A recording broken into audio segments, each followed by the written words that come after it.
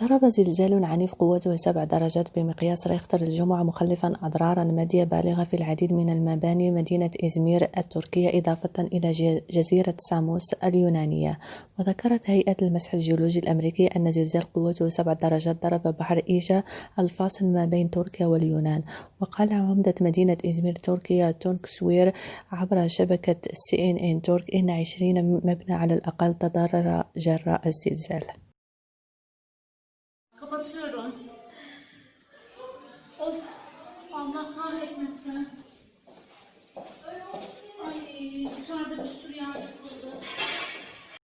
وكان مركز زلزال على بعد 17 كيلومترا قبالة الساحل إزمير على عمق 16 كيلومترا في بحر إيجا بحسب إدارة الكوارث والطوارئ التركية أفاد.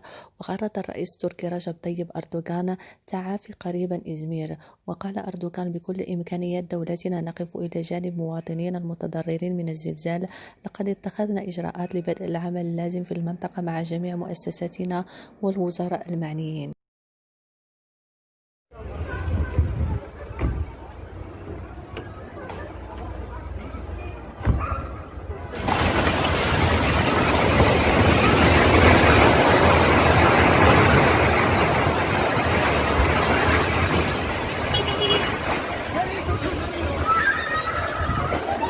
يأتي هذا في وقت جرى تداول العديد من اللقطات المصورة للحظة انهيار المباني وتصاعد سحب الرماد نتيجة لما حدث، كما أظهرت لقطات لحظة تدفق مياه البحر إلى داخل شوارع مدينة إزمير تركيا.